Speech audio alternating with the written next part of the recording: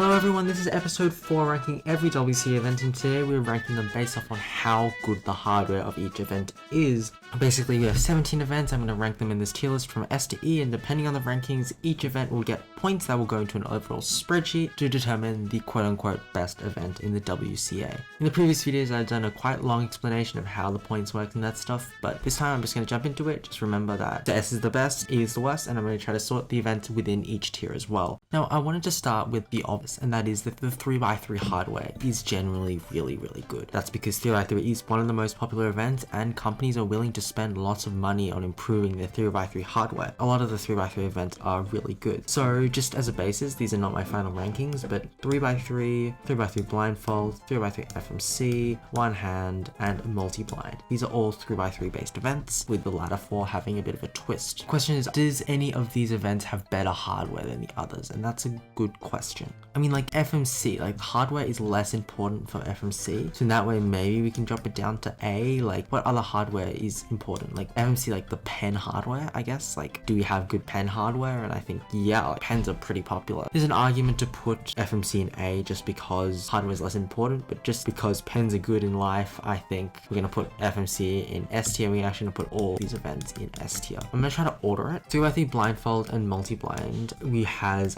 blindfold hardware as well. Got those fancy not-on blindfolds that the professionals have. We will put these two events at the top just because of blindfold hardware. I think the blindfold hardware is a bit more important in 3 blind, so I'm just gonna say that there are better hardware for 3 blind compared to multi-blind. With these ones, what's the hardware for one hand? Like a table, like a mat? I guess you can argue that there's mat hardware as well in one hand, so I guess we'll put that above 3x3. And then FMC, you have the pen. What's more important, the mat from one hand or the pen from FMC? You can do one hand without a mat, but you can't do FMC without a pen, so I think I'm gonna put FMC above one hand, which is above 3x3. But when it comes to the final points, the ranking order within the same tier doesn't matter, but yeah, we'll just leave it like that. Let's go on to 2x2. I'm not really sure where to put 2x2. The 2x2 hardware, just like 3x3, is really good. Question is, does it deserve S tier with the 3x3s? I don't know. I feel like companies have more money for 3x3 to experiment, but then again, 2x2 is a simpler puzzle. In my opinion, I haven't felt a good 2x2 that feels as good as my 3x3. From personal experience, I'm gonna put it in A. Of course, this is tier list is personal experience, so 2x2 goes in A. Let's go with the big cubes, starting with 4x4 and 5x5. 4x4 and 5x5 hardware is surprisingly pretty good. I think there's a lot of competition between the top cube brands. GAN's 5x5 is really good, their 4x4 is still a bit catchy, and then obviously the more U cubes are really good. I don't think it's as good as 2x2, but it definitely deserves a B tier, so we're gonna put 4x4 and 5x5 in B tier. Which one's better? I think 4x4 being a smaller cube. Again, I really don't know where 2x2 lands in this tier list, but I think 2x2 should be an A. Alright, moving on to 6x6 and 7x7. This is where the hardware gets, quite frankly, bad. I set up my 6x6 really nicely, and I'm really happy with my 6x6 compared to 6x6s I've held from other people. Like, I think mine is really good, and I don't get any pops and stuff, mainly because I'm turning carefully. In general, 6x6 is not the best in hardware, I guess, especially compared to 4x4 and 5x5. I'm gonna have to put it in C tier, and 7x7, oh my god, 7x7 is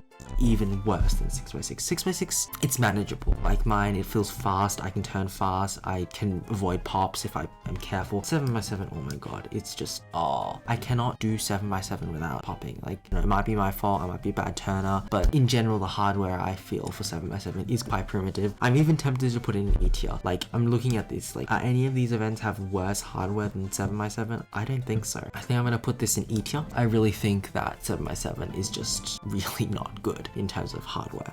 I really don't know what else to say. Like, most of these tier lists I have some explanation and stuff, but this one is just like, is it good or is it bad? It's weird. 4x4 blind and 5x5 blind, again, it would be the same as 4x4 and 5x5. However, you do have the added bonus of the blindfold, and I think, although I'm a bit biased of how cool the blindfold looks, is it part of the hardware? Technically not, but then again, technically yes, and I think having the opportunity to nod on, I say that's part of the hardware. So I'm actually going to put these in A tier, and I'm going to say that just because of the blindfold, they have better hardware than the normal versions, and I'll put them below 2x2. Now we have some of the side events left, starting with clock. Clock is really weird because before the Qi clock, the event was horrible. People had to literally mod it, and has it improved? Yes, definitely. Is it perfect? No. People are still modding their Qi clocks, changing magnet strength, changing a bunch of stuff to make it as good as possible. The hardware definitely has better potential than it had 5 years ago. However, I feel like there's still potential to be get. I love clock. It's one of my favorite events. I think the hardware is great. I don't think it deserves anything that high. I'm gonna put it in B or C.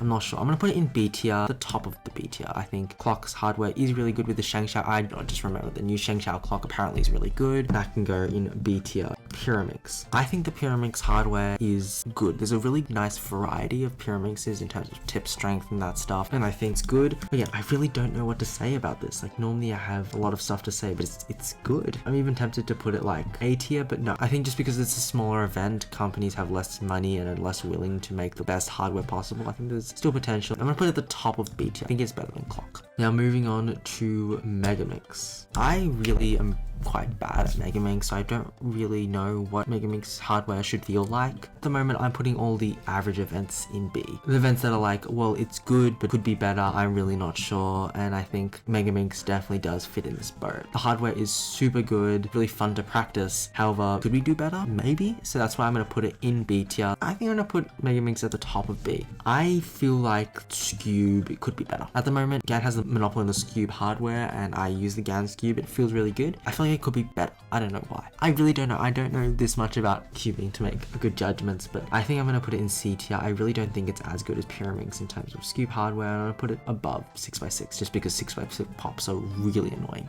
Now, Squan is really weird. At the moment, the only really viable Squan is the MGC Squan. Purely the fact that the GAN Squan is coming out and everyone says that the GAN Squan is really good makes me think that the current Squan could be better. GAN has a weird model of sort of going into each event individually and making a really good puzzle. Well, not really Pyramix, but really for Scube. The fact that GAN is going to make a better Squan than there is currently makes me think that maybe the Squan is not the best hardware at the moment. I really don't know where to put this. I could see it being B, I could see it being C, I could see it being D. Because I don't know much about Squan, I'm gonna put it in C for safety, and I'm actually gonna drop Scube. From purely personal experience, I don't really like Scube hardware. That might be the puzzle, that might be the hardware, so I'm gonna put Square One above Scube.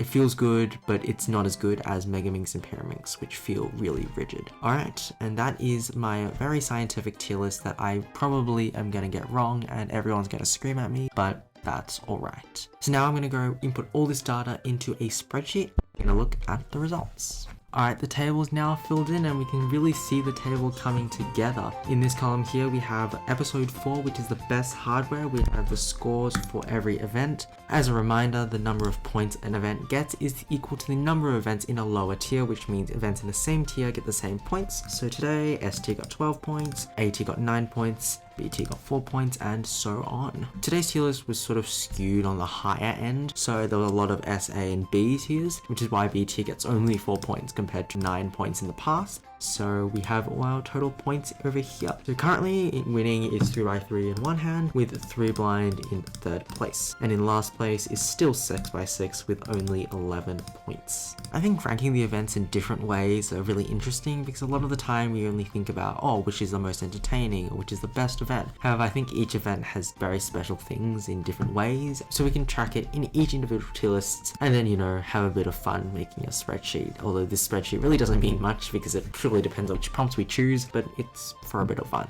Alright, that's really it for this video, and if you haven't seen the previous 3 episodes, we have most spectator friendly, easiest one hand, and most impressive for a non-cuber, so please check those out if you're interested to see my thoughts on these rankings. Anyway, hope you guys enjoyed, and see ya.